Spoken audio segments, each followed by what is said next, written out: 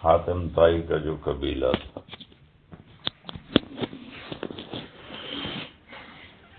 اس میں کچھ تھوڑی جھڑپ ہوئی، جس کی وجہ سے پھر وہاں کے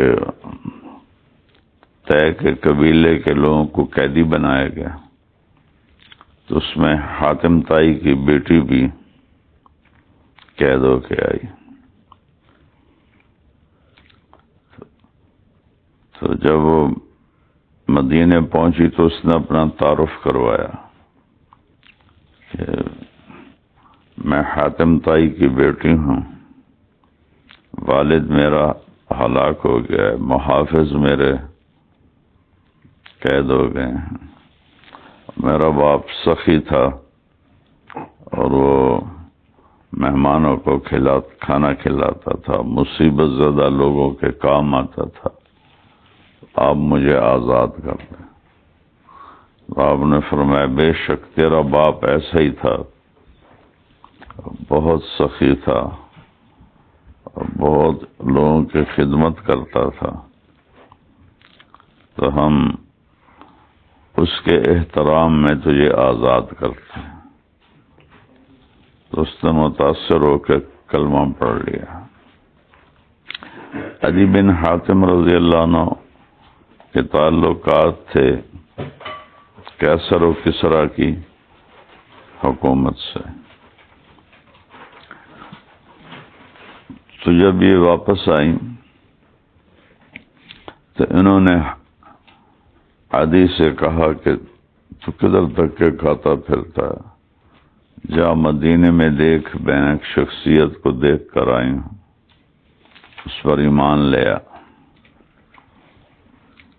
تو عدی بن حاتم رضی اللہ تعالیٰ عنہ یہ شکاری تھے، شکار کے جتنے مسائل ہیں وہ ان کی روایات سے امت کو پہنچے ہیں۔ شکاری کتے رکھے ہوئے تھے، اس سے یہ شکار کھیلتے تھے۔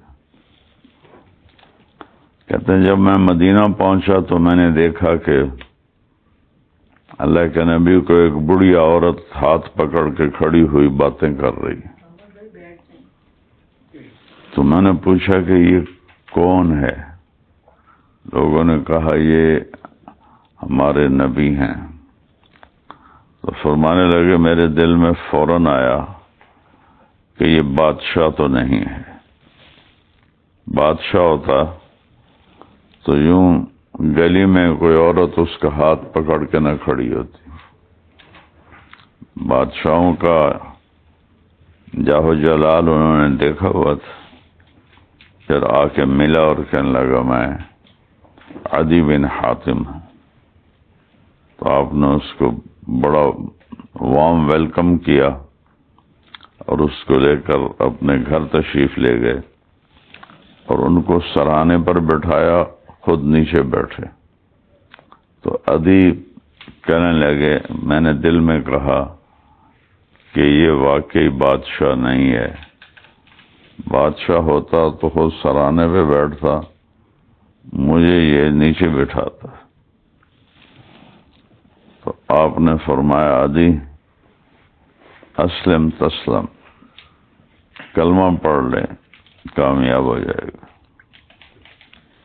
یہ عیسائی تھے، حاتم طائی بھی عیسائی ہو گیا تھا۔ اللہ عالم فطرت پہ مرا ہے تو شاید اللہ بخشش کر دے۔ وہ کہنے لگا انی علی دین، عادی کہنے لگے میرا بھی دین ہے۔ آپ نے فرمایا مجھے پتہ ہے تیرا دین رکوسیہ ہے، عیسائیت کا ایک فرقہ، اور اس میں فلاں چیز کا لینا حرام ہے لیکن تو استعمال کرتا ہے۔ وہ چیز بھول گئے تو عدی ایک دم چپ ہو گئے۔ تو کہنے لگے پتہ کیا بات ہے، تو کلمہ اس لیے نہیں پڑھ رہا کہ میں کسی دین پر ہوں، تو کلمہ اس لیے نہیں پڑھ رہا کہ تو دیکھ رہا ہے کہ انما اتبعہ ضعفۃ من الناس من لا قدرۃ لهم وقد رمتهم العرب مع حاجتهم. تو یہ دیکھ رہا ہے کہ میرے ارد گرد جو ساتھی ہیں وہ غریب لوگ ہیں، بے طاقت ہیں، عربوں نے ان کو ملک سے نکال دیا ہے اپنے گھروں سے. تو تیری مان کے مجھے کیا ملے گا، تیرے تو اپنے غریب لوگ ہیں. تو عدی خاموش ہو گئے. پھر آپ نے فرمایا کہ لعلک یمنعک من الدخول فیہ ما تری من کثرت عدوہم وقلت عددہم. دوسرا تو یہ خیال ہے کہ دشمن اس کے زیادہ ہیں، دوست اس کے تھوڑے ہیں، تو اس کی کہاں چلے گی، میں اس کے ساتھ لگوں تو مجھے کیا ملے گا. پھر تیسرا فرمایا لعلک یمنعک من الدخول فیہ انک تری ان السلطان فی غیرہم. اور تجھے یہ خیال آ رہا ہے کہ بادشاہت تو اس کے دشمنوں کے پاس ہے، اس کے تو ساتھیوں کے کپڑے بھی پورے نہیں ہیں، تو اس کے پیچھے چل کے مجھے کیا ملے گا.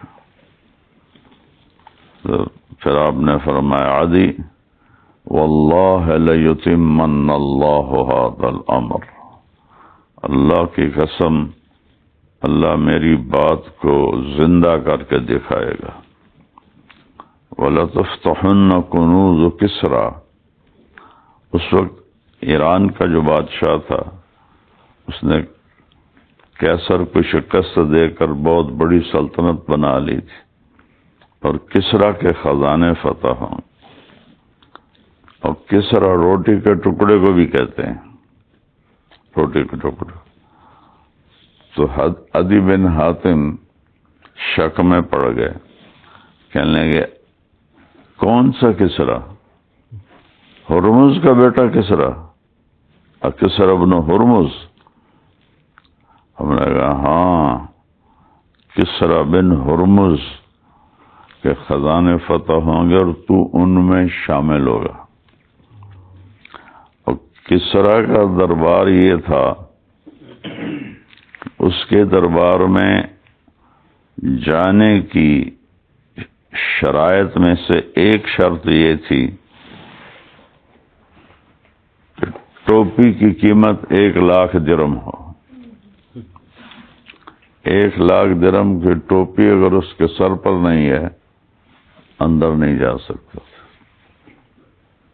اور اس کا جو تخت تھا اس کا نام تھا تاقدیس، وہ 170 ہاتھ چوڑا تھا لمبا اور 110 ہاتھ چوڑا تھا، اور اس میں 500 سونے کے گنبد لگے ہوئے تھے اور 1,40,000 چاندی کے کیل گڑے ہوئے تھے،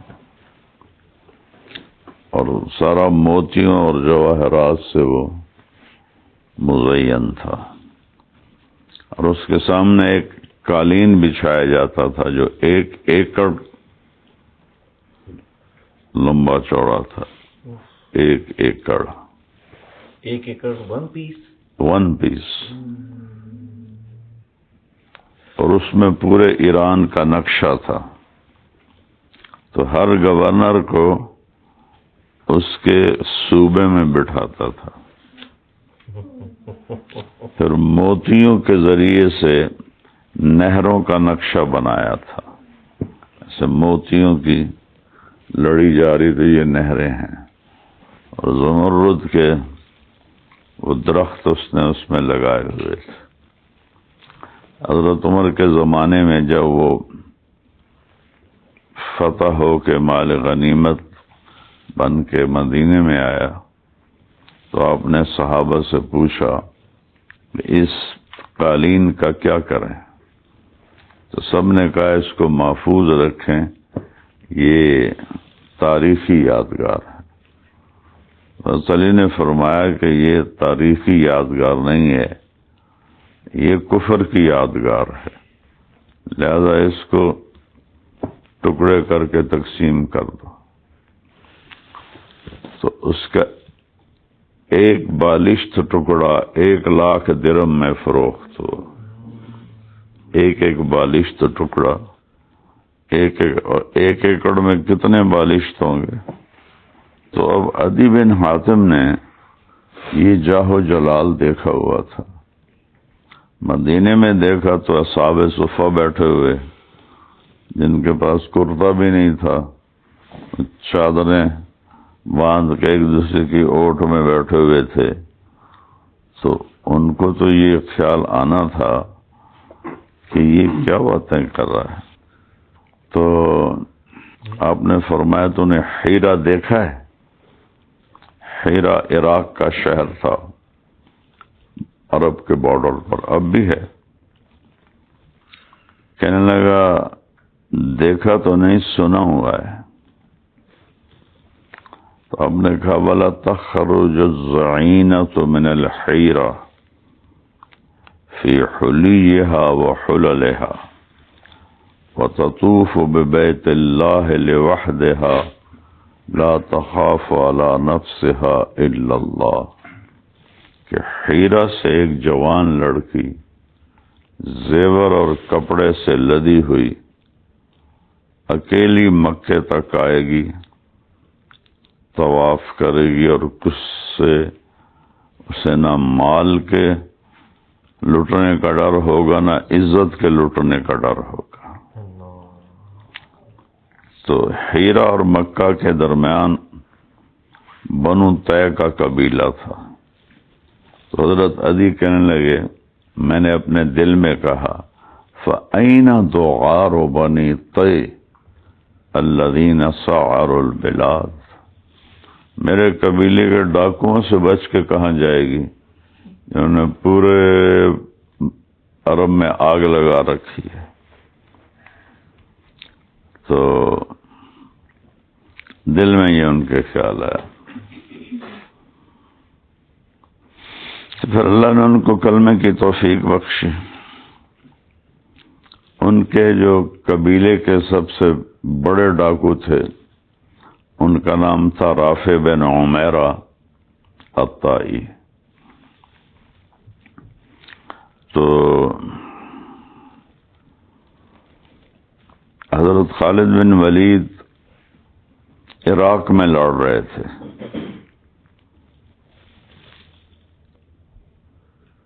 ایاز بن غنم اور خالد بن ولید یہ دو صحابہ قائد تھے لشکر کے۔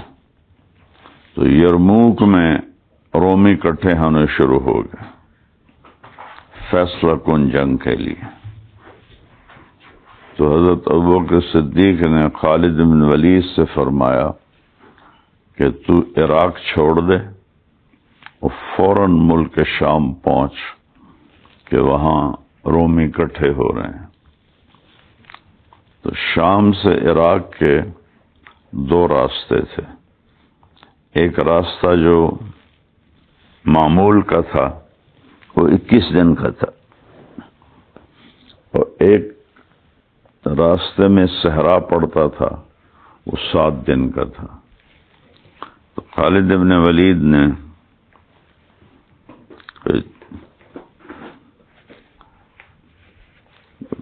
5,000 کا دستہ عراق کی فوج میں سے چنا اور اعلان کیا کہ میں صحرا سے گزروں گا۔ تو صحابہ نے کہا سارے پیاسے مر جائیں گے۔ تو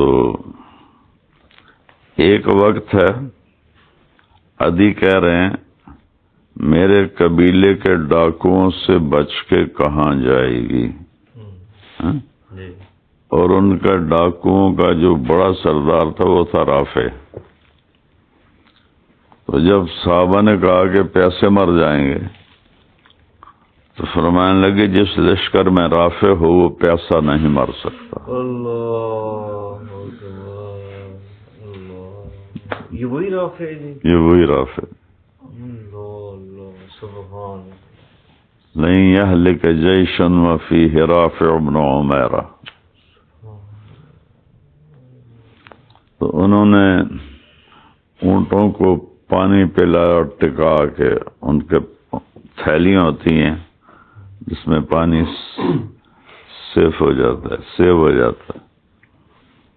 تو 2 دن تو انہوں نے اپنے مشکیزے چلائے، پھر 2 دن اونٹ ذبح کر کے ان کا پانی نکالا اور وہ پیا. پھر 2 دن وہ پیاسے چلے اور تیسرے دن وہ سارے گر پڑے. کہنے لگے اب یا پانی مہیا کر یا موت ہے. تو پھر آپ نے کہا رافع کو بلاؤ. رافع آئے تو ان کی آنکھیں خراب تھی،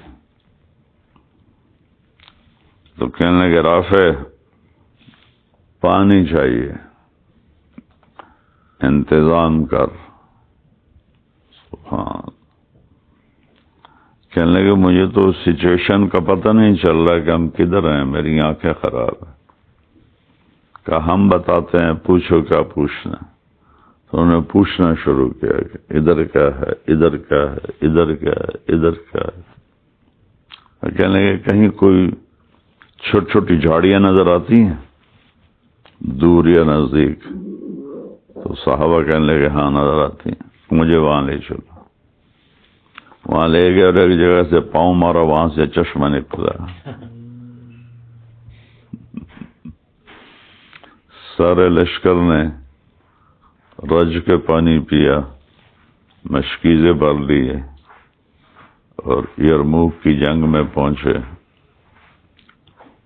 7-8 دن یہ جنگ چلتی رہی. تو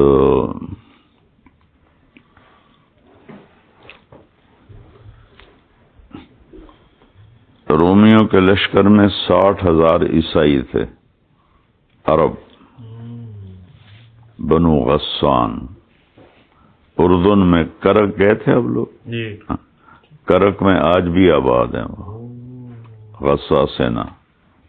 2 عرب قبیلے محروم ہو گئے ایمان سے، ایک بنو تغلب اور ایک بنو غسان. باقی سب کو اللہ نے کلمہ دے دیا، نصیب کی بات.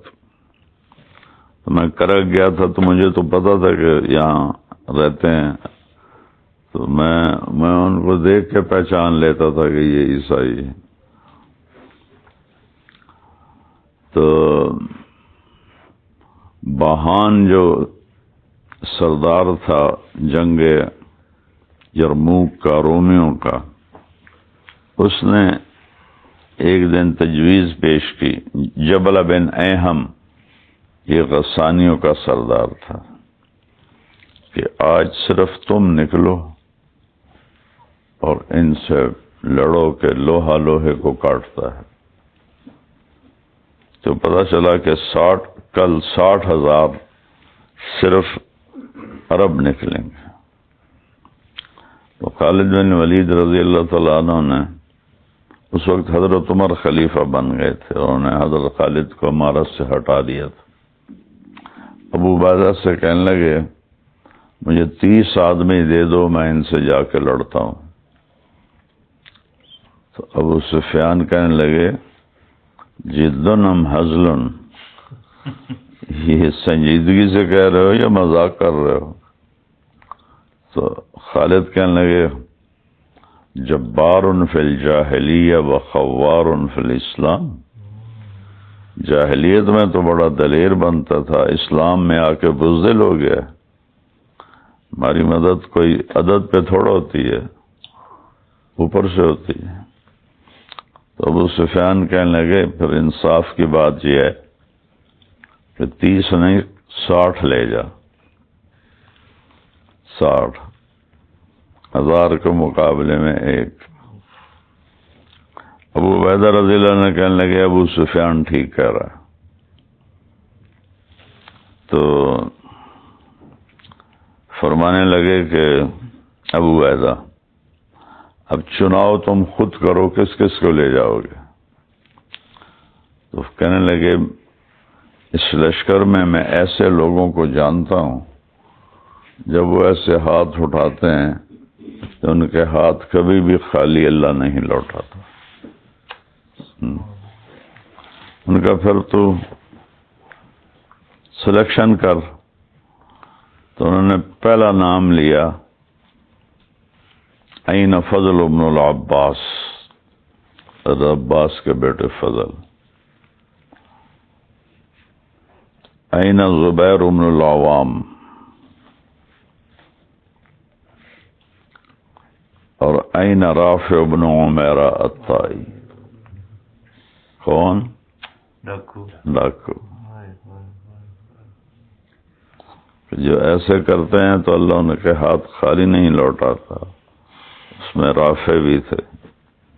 این عمر التمیمی، این عبداللہ ابن عمر، این ابو ایوب انصاری، این ہاشم المرقال۔ پہلے تو مجھے نام یاد تھے، اب میں تو آپ کو ایسے ہی اچانک فی البدی سنا رہا ہوں۔ تو آپ نے 44 آدمی چنے انصار میں سے اور 16 چنے مہاجرین میں سے۔ تو ایک انصاری کہنے لگا کہ خالد اپنی قوم کو بچا رہا ہے اور ہماری قوم کو مروا رہا ہے۔ تو خالد نے سن لیا، کہنے لگے میرے پیارے واللہ ایسی کوئی بات نہیں ہے، میں نے اللہ کے نبی کے ساتھ جہاد میں شرکت کی ہے، جب بھی مشکل وقت آتا تھا تو آپ انصار کو آگے کرتے تھے، اس لیے میں انصار کو آگے کر رہا ہوں۔ زرار ابن ازور، تو عبادہ بن صامت، شرحبیل بن حسنہ، عبد الرحمن بن ابو بکر۔ تو ان سب سے کہا کہ چلو بھائی آج رات تیاری کرو صبح کے لیے۔ تیاری کیا تھی کہ ساری رات یہ جاگ کے نفل پڑھ کے روتے رہے اور مانگتے رہے۔ زرار بن ازور بڑے اونچے قد کے تھے اور ننگے بدن لڑتے تھے ہمیشہ۔ تو وہ کہتے تھے میں کوئی جینے کے لیے تھوڑا آگے آ رہا ہوں، میں تو مرنے کے لیے آ رہا ہوں، تو زرہ کیوں پہنوں؟ تو زرہ نہیں پہنتے تھے، صرف ایک تہمت اور نیزہ، اس سے لڑتے تھے۔ تو سب سے زیادہ اونچی آواز حضرت زرار کی تھی رونے کی پورے لشکر میں۔ تو صبح خالد ابن ولید تیار ہو کے آ گئے تو حضرت زبیر بن عوام کو ان کی بیوی حضرت اسما گھوڑے کی لگام پکڑے چھوڑنے آئی۔ حضرت اسما بکر صدیق کی بیٹی، اور زرار بن ازور وہ اسی طرح ننگے بدن آ گئے۔ تو حضرت خالد نے فرمایا واپس جا، زرہ پہن کے آ، اور نیزے کی بجائے تلوار لے گیا۔ آج زرہ کی ضرورت ہے، اور آج نیزہ نہیں چلے گا، تلوار چلے گی۔ تو ان کو واپس بھیجا، انہوں نے زرہ پہنی، تلوار لی۔ تو جب یہ لوگ سامنے آئے نا جبلہ کے لشکر کے، تو وہ سمجھے یہ صلح کرنے آئے ہیں۔ تو وہ کھڑا تھا سینٹر میں، تو کہنے کا دیکھا نا ڈر گیا، آج آ رہے ہیں صلح کرنے، ایسی شرطیں رکھوں گا ذلیل کر دوں گا، اور گھوڑا بڑھا کے پہلی صف میں لے آیا۔ تو اس کا تو 100% یہی ذہن تھا، کہنے کا آج ایسی شرطیں رکھوں گا تو میں چھٹی کا دودھ یاد دلا دوں۔ خالد بن ولید فرمانے لگے کس بات کی شرط ہے؟ کہا تم صلح کرنے نہیں آئے ہو؟ کہا نہیں ہم تو لڑنے آئے ہیں۔ اس نے وہ بھی آگے عرب تھا، کہنے لگا عرب کی مائیں کیا کہیں گی کہ 60 پہ حملہ کر دیا 60,000 نے، جاؤ تیاری کر کے آؤ، میں حملہ نہیں کروں گا۔ تو خالد بن ولید نے فرمایا تو پہلے ہم سے نمٹ تو لے، پھر اس کے بعد ضرورت پڑے گی تو ہم بلا لیں گے۔ اور کچھ اور اس کو طنزیہ جملے بولے تو وہ اس کو غصہ چڑھ گیا۔ اس نے کہا اٹیک کرو ان کو، ایک ہی وار میں ان کی گردنیں اڑا دو۔ 60 آدمی ایک لائن میں تھے اور 60,000 کا اٹیک تھا، صف نہیں توڑ سکے۔ پھر دوسری دفعہ اٹیک کیا، صف نہیں ٹوٹی۔ تیسری دفعہ جب اٹیک کیا تو صف میں دراڑ آ گئی۔ حضرت خالد بن ولید نے فرمایا کہ ٹولیاں بن جاؤ، کمر اندر کر لو، سینے سامنے کر لو، 6 کی ٹولیاں بن کے نا الگ الگ ہو کے ان سے لڑو۔ تو عبداللہ بن عمر فرماتے ہیں کہ اللہ بھلا کرے خالد بن ولید کی ٹولی کا، کہ اس میں فضل بن عباس تھے، زبیر بن عوام تھے، عبد الرحمن بن ابی بکر تھے، زرار بن ازور تھے، رافع بن عمیرہ الطائی تھے اور عمر تمیمی تھے۔ یہ 6 آدمی تھے اور 20 دفعہ روم نے حملہ کیا خالد کی ٹولی پر ان کو مارنے کے لیے، اور 20 میں سے کسی ایک کو، 6 میں سے کسی ایک کو زخمی بھی نہ کر سکے۔ اکیلے فضل بن عباس اور زبیر بن عوام آگے بڑھ کر ان کا منہ پھیر دیتے تھے اور نعرہ لگاتے یا معشر الکلاب تباعدوا عن اصحاب رسول اللہ صلی اللہ علیہ وسلم، دفعہ دور ہو جاؤ ہمارے نبی کے صحابہ سے۔ اور شرابیل بن حسنہ وہ زور زور سے یہ آیت تلاوت کر رہے تھے، ان اللہ اشتری من المؤمنین انفسهم واموالهم بان لهم الجنہ۔ قرآن اس طرح وہ سمجھے، تو بھلا ہم لیٹ کے قرآن پڑھتے ہیں، ہمیں کیا سمجھ میں آئے گا کہ اللہ نے بے شک ایمان والوں کے جان اور مال کو خرید لیا جنت کے بدلے۔ اب ذرا ساتھ میں غور کریں، میں آپ کو یہ موبائل دکھاؤں، میں کہوں یہ 10 کروڑ کا ہے، تو آپ میرا مذاق اڑائیں گے، ٹھیک ہے نا؟ مولوی صاحب کوئی عقل کی بات کرو، یہ 10 کروڑ کا، یہ 5-6 لاکھ کا سارا ہے۔ ابھی شاید پہ غور کرو، اللہ تعالیٰ فرما رہا ہے کہ میں نے جنت کا تم سے سودا کیا ہے، اور جنت کا اتنا ٹکڑا، یہ اس کے آگے کرو،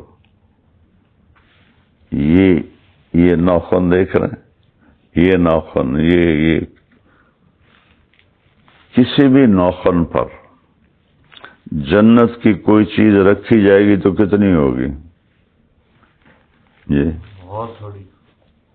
میرے نبی نے فرمایا اس ناخن پر جنت کی کوئی چیز رکھ کے دنیا میں ایسے کر دو تو زمین سے لے کر آسمان تک خوشبو پھیل جائے اور روشنی پھیل جائے۔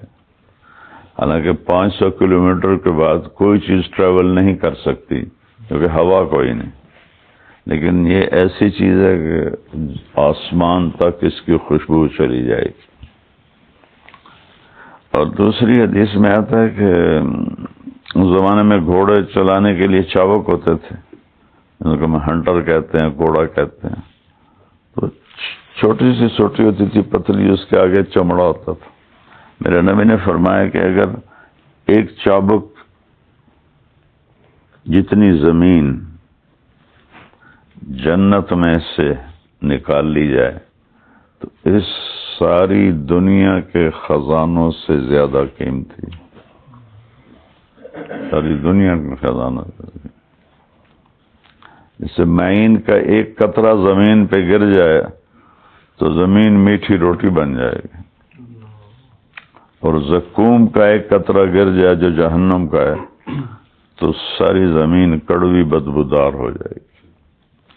اب ایک طرف جنت کی یہ قیمت ہے، پھر اس جنت میں اللہ کا دیدار، اس کا کوئی مول ہی کوئی نہیں ہے، نبیوں کا دیدار، اس کا کوئی مول ہی کوئی نہیں۔ پہلی ضیافت آدم علیہ السلام کریں گے سارے جنتیوں کی، پھر شیس علیہ السلام کریں گے، پھر نوح علیہ ادریس کریں گے، پھر نوح کریں گے۔ ہر نبی سارے جنتوں کی ضیافت کرے گا، سب سے آخر میں ہمارے نبی ضیافت کریں گے جو سب سے عالی شان ضیافت ہوگی۔ پھر اللہ کہے گا اب میری ضیافت قبول کرو، پھر اللہ اپنی ضیافت کرائے گا، اپنا دیدار بھی کرائے گا، بات بھی کرے گا، کھانا بھی کھلائے گا۔ تو یہ جنت کہہ رہا اللہ تعالیٰ کہ اے میرا بندہ، تیری جان اتنی قیمتی ہے کہ اس کے بدلے میں تمہیں جنت دوں گا۔ ان اللہ اشتری من المؤمنین انفسهم واموالهم، میں نے تمہارے جان اور مال کو خریدا ہے۔ تو خریدنے یعنی قیمت کیا ہے؟ جان اور مال، اور پروڈکٹ کیا ہے؟ بِأَنَّ لَهُمُ الْجَنَّةَ، پوری جنت تمہارے لیے میں نے عطا کر دی تمہاری جان اور مال کے بدلے میں۔ تو اس آیت کو وہ دہرا رہے تھے، پورے زور زور سے پڑھ رہے تھے، تو اس ماحول میں یہ آیت کیسے سمجھ میں آ رہی ہوگی؟ تو اثر ہو گئی، کوئی فیصلہ نہیں ہو رہا تھا، تو ابو عبیدہ کہنے لگے لشکر کشی کرو، خالد نے ہلاک کر دیا صحابہ کو۔ ابو سفیان نے کہا ہرگز نہیں، اب یہ بزدلی ہوگی، دونوں حال میں کامیابی ہے، شہید ہو گئے تو جنت میں جائیں گے اور بچ گئے تو فاتح ہوں گے۔ تو مغرب سے تھوڑی دیر پہلے خوفناک چیخ کی آواز آئی اور سارے ان عیسائیوں کے دل دہل گئے اور انہوں نے میدان چھوڑ کے بھاگنا شروع کر دیا اس چیخ کی آواز سن کے۔ تو خالد ابن ولید نے اعلان کیا پیچھا کوئی نہ کرے۔ اتنے میں دن ڈوب گیا، تو جب دیکھا تو ٹوٹل 20 آدمی کھڑے تھے۔ تو خالد بن ولید سے سر پیٹنے لگے، وہ میں نے اتنے صحابہ مروا دیے، عمر کو کیا جواب دوں گا؟ 60,000 کے مقابلے میں 40، اگر میں عمر کو کیا جواب دوں گا؟ تو رافع بن عمیرہ فرمانے لگے شمع جلاؤ اور دیکھو یہ جو مرے پڑے ہیں اس میں کتنے ہیں۔ تو جب وہ شمع جلائیں اور سب لاشوں کو دیکھا تو 5,000 عیسائی قتل ہوئے تھے اور 10 صحابہ شہید ہوئے تھے۔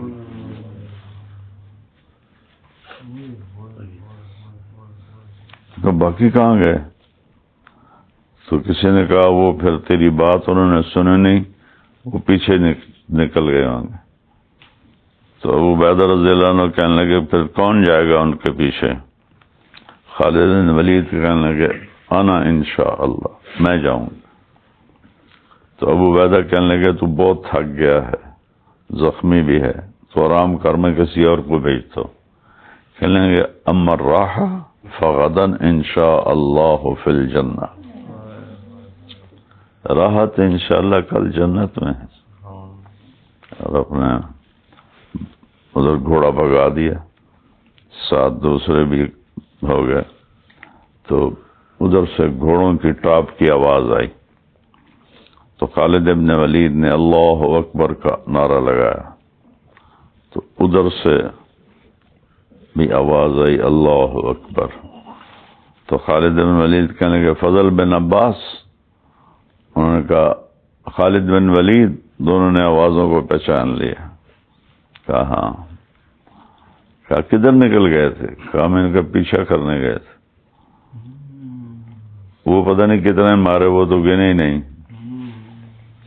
تو ان 40 میں سے 35 بسلامت واپس آ گئے اور 5 کو رومیوں نے قید کر لیا تھا۔ پھر ان کو 2 دن کے بعد خالد ابن ولید چھڑا کے لائے تھے، 5 کے 5 زندہ سلامت چھڑا کے لائے۔ من المؤمنین رجال صدقوا ما عاهدوا الله علیہ فمنهم من قضى نحبه ومن ينتظر وما بدلوا تبدیلا۔ کچھ میرے بندے ایسے ہیں جنہوں نے میرے ساتھ کیا وعدہ سچا کر دکھایا، اب کچھ میرے پاس پہنچ گئے ہیں اور کچھ انتظار میں ہے کہ ہماری باری کب آئے گی اللہ کے پاس جانے کی، اور وما بدلوا تبدیلا، اور ذرا بھی ان میں تبدیلی کوئی نہیں ہے۔ اسی یرموک کی جنگ سے پہلے وہ ایک چھوٹا قصبہ تھا، وہاں خالد ابن ولید رضی اللہ عنہ 10 آدمیوں کو لے کر گئے کہ وہاں کے حالات لیں، تو آگے پتہ چلا کہ وہ تو 10,000 کا لشکر جمع کیے بیٹھے، تو ساتھیوں نے کہا کہ واپس چلیں۔ خالد ابن ولید نے کہا واپس نہیں جانا ہے، ہم نے تو شہید ہونا ہے، ہم سے ٹکر دیں گے۔ تو انہوں نے جو اٹیک کیا تو ان کے پہلے ہی حملے میں ان کے سردار کو پکڑ کے نا اس کی مشکیں باندھ کے نیچے پھینک دیا اور خود گول دائرہ بنا کے کھڑے ہو گئے۔ اب وہ ڈریں رومی کے، اگر لڑتے ہیں تو ہمارے سردار کو قتل کریں گے، نہیں لڑتے ہیں تو بزدلی ہے، تو وہ کنورسیشن ہونے لگی کہ دیکھتے نہیں ہو ہم کتنے ہیں، ہم تمہارا قیمہ کر دیں گے۔ خالد بن ولید کہنے لگے شکاری جب چڑیوں کا شکار کرتا ہے تو اس کو چڑیوں کی کثرت سے کوئی ڈر لگتا، تم تمہارے لیے چڑیاں جسے مرضی شکار کریں۔ تو انہوں نے اٹیک کر دیا، یہ 10 کے 10 ان کے ساتھ برسر پیکار ہو گیا۔ ابو عبیدہ رضی اللہ عنہ لشکرگاہ میں سوئے ہوئے تھے تو اللہ کا نبی خواب میں آئے، وَيْحَكَ يَا أَبَا عُبَيْدَةَ أَتَنَامُ خَالِدُ وَأَصْحَابِهِ، ابو عبیدہ تیرا ناس ہو، خالد کی جان پہ بنی ہے، تو سو رہا ہے؟ تو ایک دم انہوں نے چھلانگ لگائی اور کہا النفیر، نکلو، گھوڑوں پہ زینے بھی نہ کسو۔ تو 3000 صحابہ ننگے گھوڑوں کے پیٹھ پر بھاگے۔ تھوڑی دور گئے تھے تو پیچھے سے ایک سوار آیا اور ان سب کو کراس کرتا ہوا آگے نکل گیا۔ تو آپ نے کہا یہ کون ہے؟ چونکہ وہ زیرہ تھی، خود تھا، کہ سب نے کہا یہ پتہ نہیں کون ہے، تو آپ نے کہ اس کو آواز دو کہ رکے یہ، تو انہوں نے آواز دی، وہ نہیں رکا۔ تو پھر ایک نے کہا تمہیں امیر قسم دے رہے ہیں کہ رک جاؤ، پھر اس نے گھوڑا روک لیا۔ تو جب قریب پہنچے تو ابو عبیدہ نے پوچھا کون ہو؟ کہ میں خالد کی بیوی ہوں ام تمیم. تو کہا تو تم کدھر جا رہی ہو؟ جب آخری حج میں جب آپ نے بال منڈائے تو سارے آپ نے ابو طلحہ کو دیے. ان سے صحابہ نے کچھ کچھ لے لیے. خالد بن ولید نے منت کر کے پیشانی کے بال لے لیے ابو طلحہ سے اور ان کو ٹوپی میں سی لیا. تو جب بھی لڑتے تھے لوہے کی ٹوپی کے نیچے وہ ٹوپی رکھتے تھے. تو وہ فرمانے لگے کہ آج خالد اپنی ٹوپی بھول گئے تھے، میں وہ دینے جا رہی ہوں. تو وہ ان 3000 سے پہلے پہنچ گئی اور ایک طرف سے جو حملہ کیا ہلچل مچ گئی. تو رافع بن عمیرہ کہنے لگے یہ کون شاہ سوار ہے؟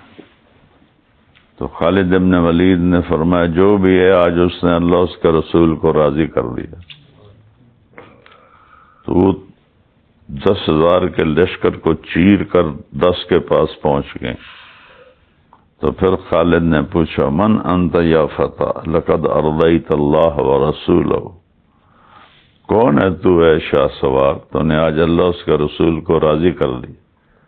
کہ انا زوجتک ام تمیم، یہ ٹوپی سنبھالو اپنی. تو وہ ٹوپی پہن کے لڑتے تھے تو پھر کوئی چیز کھڑی نہیں ہوتی تھی ان کے سامنے. اتنے میں پھر ابو عبیدہ بھی پہنچ گئے. تو پھر وہ رومی بھاگ گیا، سارے سردار پکڑ کے وہ لے آئے، رومی سارے بھاگ گئے. اس میں ایک بڑا خوبصورت واقعہ ایڈ کرتا ہوں پھر ختم کر رہے ہیں. ایک دفعہ یہ قریش کے سردار جو فتح مکہ پہ ایمان لائے مدینہ آئے، حضرت عمر نے ان کو اپنے سامنے بٹھایا. ابو سفیان، سہیل بن عمرو اور صفوان بن امیہ، حارث بن ہشام، اکرمہ بن ابی جہل، یہ سارے بڑے سردار تھے. تو فقراء صحابہ آنے لگ گئے. تو آپ ان سے کہتے ذرا پیچھے ہو جاؤ، ان کو آگے بٹھا دیتے. بلال آ گئے، سلمان آ گئے، مقداد آ گئے. بھائی ابو سفیان ذرا تھوڑا پیچھے ہو جاؤ، اکرمہ تھوڑا پیچھے ہو جاؤ. کرتے کرتے کرتے کرتے ہو جا کے جوتوں پہ پہنچ گئے اور وہ فقراء جو تھے ان کو آگے بٹھایا. جب مجلس ختم ہوئی تو ابو سفیان کہنے لگا یار یہ عمر نے ہمارے ساتھ کیا کیا ہے، ہمارے نوکروں کو آگے بٹھا دیا اور ہمیں پیچھے کر دیا. تو سہیل بن عمر بڑے سمجھدار تھے، کہنے لگے ابو سفیان یہ عمر کا قصور نہیں ہے، ہمارا قصور. یہ ہمارے غلام تھے لیکن انہوں نے اسلام میں پہل کی تو اللہ نے ان کو آگے رکھنا ہے. ہم نے لیٹ کیا تو ہم پیچھے ہیں. تو پھر دیکھو نبی کی تربیت کیسی ہوتی ہے. ایک دم سب کے دل میں آیا، ایک دم سب کے دل میں آیا. اگر آخرت میں بھی پیچھے رہ گئے تو پھر کیا ہوگا.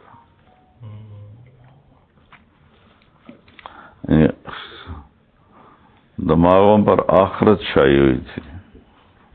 ابھی اگر آخرت میں پیچھے رہ گئے تو پھر کیا ہوگا. تو یہ سارے گئے حضرت عمر کے پاس دوبارہ، کہنے لگے جو تم نے ہمارے ساتھ کیا ہے وہ ہم نے دیکھ لیا ہے، تو ہمیں یہاں تو کوئی دکھ نہیں ہے، جو تم نے کیا ہے صحیح کیا ہے. دکھ یہ ہے کہ آخرت میں بھی اسی طرح ہوا تو پھر ہمارا کیا بنے گا. تو کوئی ہمیں راستہ بتاؤ کہ ہم تم سے آگے نہیں جا سکتے، برابر تو ہو جائیں. تو عمر نے فرمایا جس جہاد میں انہوں نے جانیں کھپائیں تم بھی کھپا دو تو برابر ہو جاؤ گے. کہنے لگے ٹھیک. تو یہ سارے سردار مکہ آئے اور 400 قریشی سرداروں کے ساتھ انہوں نے شام کی ہجرت کی۔ حارث بن ہشام ہے ابو جہل کے بھائی۔ جب وہ مکہ چھوڑنے لگے تو سارے مکے کے مرد عورت بچے بچیاں ان کو چھوڑنے باہر تک آئے، وہ سب رو رہے تھے۔ تو حارث کہنے لگے لوگوں، اللہ کی قسم مکے سے محبوب کوئی جگہ کوئی نہیں، اور تم سے محبوب کوئی لوگ کوئی نہیں، لیکن مسئلہ یہ ہے کہ ایک آواز لگانے والے نے آواز لگائی اور ہمارے غلاموں نے لبیک کہی اور وہ آگے نکل گئے، اور اتنا آگے نکل گئے ہیں کہ اگر ہم یہ مکے کے پہاڑ دیکھ رہے ہو کہ یہ سونا بن جائیں اور میں خرچ کر دوں تو ان کی ایک مٹھی جو کے برابر بھی اجر نہیں لے سکتا جو انہوں نے اس وقت خرچ کیا۔ تو لہذا جان کا نذرانہ دیتے ہیں، دیکھو شاید اللہ ہمیں ان کے برابر کر دے۔ تو یہ لوگ پھر یرموک پہنچے، اس وقت جنگ اپنے شباب پر تھی، تو انہوں نے جنگ میں شرکت کی۔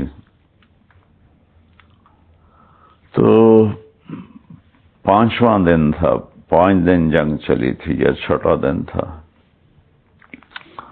تو رومی صحابہ کو ہٹاتے ہٹاتے خیموں تک لے گئے، پریشر اتنا ڈالا کہ وہ خیموں تک پہنچ گئے۔ وہاں حضرت ہندہ جو اتنی دشمن تھی، اس نے ڈنڈا اٹھایا اور صحابہ کے سروں پہ، خبردار اگر تم واپس مڑے تو جاؤ، جا کے جان پیش کرو۔ اور حضرت زرار کی بہن خولا، وہ بھی بہت بڑی شاہ سوار تھی، تو حضرت اکرمہ بن ابی جہل رضی اللہ تعالیٰ عنہ نے اپنے نا لوہے کی ٹوپیاں سے اتار کے پھینک دی اور زرہ بھی کھول دی کہ کوئی ہے مرنے کے لیے تیار میرے ہاتھ پر بیعت کرے۔ تو خالد ابن ولید نے ان کا ہاتھ پکڑ لیا، ارے نہیں تیری ابھی ضرورت ہے، دونوں مخزومی ہیں۔ تو انہوں نے ہاتھ چھڑا کر کہا الیک عنی، دور ہو جا میری نظروں سے، الیک عنی، دور ہو جا میری نظروں سے، انی و ابی کان من اشد الناس عداوۃ لرسول اللہ، میں اور میرا باپ ساری زندگی اللہ کے نبی سے لڑتے رہے، آج تو وہ داغ دھونے کا وقت ہے، تو افر منکم اليوم، آج میں بھاگ جاؤں گا۔ تو سب سے پہلے ان کے بیٹے عمر بن اکرمہ نے بیعت کی، پھر زرار ابن ازور، پھر ابو سفیان، پھر حارث بن ہشام، ان سب حضرات نے بیعت کی اور اپنی زریں پھینک دی اور تلواریں لے کے چڑھائی کر دی، اور اللہ تعالیٰ نے اس دن رومیوں کو شکست فاش دی اور وہ میدان چھوڑ کے بھاگ گئے۔ لیکن اس میں اکثر شہید ہو گئے، زرار بن ازور جیسے، حارث بن ہشام جیسے۔ تو خالد بن ولید فوراً بھاگ کے واپس آئے، تو دیکھا تو اکرمہ آخری سانس تھے، اور بیٹا عمر وہ مر چکا تھا، شہید ہو گیا تھا۔ تو انہوں نے ان کے بیٹے کو اپنے یہاں پنڈلی پہ لٹایا اور اکرمہ کو گود میں لٹایا اور پانی کے قطرے منہ میں ڈالے۔ ان کی آنکھ کھلی، کہنے کون ہو؟ کہ میں خالد ہوں۔ لمن دبرا، کون بھاگا؟ کہا ابشر اقر اللہ عینک، خوشخبری ہو تجھے، اللہ تیری آنکھیں ٹھنڈی کرے، اللہ نے رومیوں کو شکست دے دی۔ وہ بھاگ گئے، بہان قتل ہو گیا ان کا جو سردار تھا۔ تو کہنے لگے اچھا، پھر عمر کو کہنا جو تم نے کہا تھا وہ تو ہم نے کر لیا۔ یہ ان کے آخری الفاظ تھے۔ اچھا، پھر عمر کو کہہ دینا جو تم نے کہا تھا وہ تو ہم نے کر لیا، آگے اللہ کو پتہ ہے۔ اور آنکھیں بند ہو گئی۔ اللہ تعالیٰ نے روم کی تقدیر پلٹ دی، چونکہ جنگ یرموک فائنل تھی بیٹل جس میں اللہ تعالیٰ نے فتح عطا فرمائی، اس میں ان 400 کا بڑا کردار، جب اپنے حارث بن ہشام بھی شہید ہو گئے، زرار بن عذر بھی شہید ہو گئے،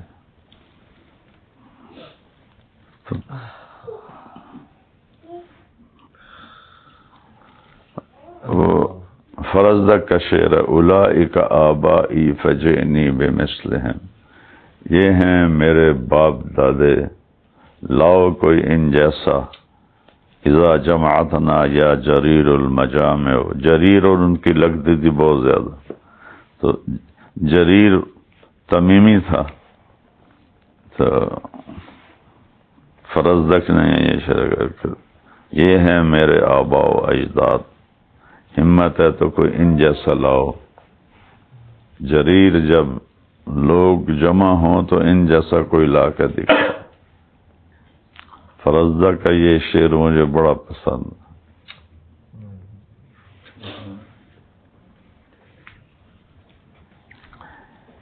ان فی ذلک لعبرۃ لأولی الالباب، ان کی کہانیوں میں عبرت ہے عقل والوں کے لیے۔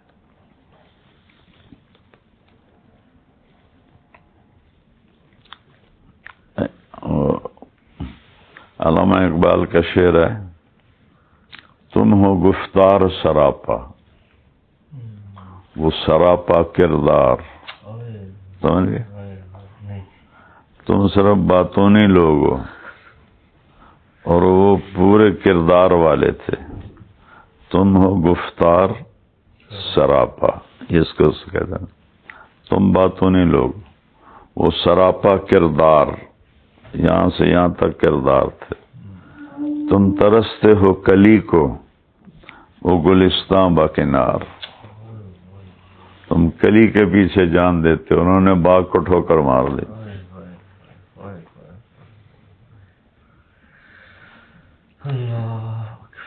کیا لوگ تھے بیٹا۔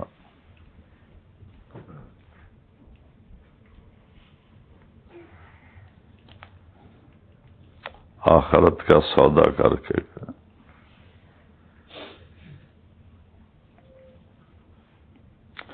عمیر بن سعد کو حضرت عمر نے حمص کا گورنر بنایا، 3 سال وہ گورنر رہے، حضرت عمر نے بلایا حالات لینے کے لیے، جب انہوں نے ان کے حالات سنے تو بڑے خوش ہوئے، کہا واپس جاؤ، کہا میں نہیں جاتا، میرا استعفیٰ ہے۔ کہنے لگے کیوں؟ کہا میں نے ایک یہودی کو غصے میں کہہ دیا اخزاک اللہ، اللہ تجھے رسوا کرے، تو بعد میں جب میں نے اپنے نفس کا محاسبہ کیا، مجھے پتا چلا کہ میں نے گورنری کے ظلم میں اس کو یہ جملہ بولا ہے، لہذا کسی اور کو بھیج، میں نہیں جاتا۔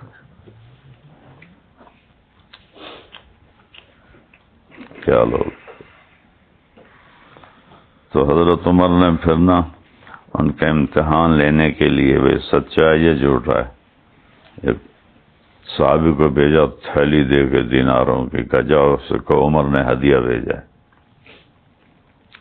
تو جب وہ لے کر آیا تو کہنے لگے عمر کو اور کوئی نہیں ملا میرے سوا، اور اپنے غلام کو بلایا کہ اتنے اس کو دے دو، اتنے اس کو دے دو، اتنے اس کو دے دو، ساری تھیلی خالی کر دی۔ تو چند دنوں کے بعد ان کا انتقال ہو گیا، حضرت عمر جنازے میں شریک تھے، کہنے کہ بھئی اپنی اپنی تمنا کا اظہار کرو،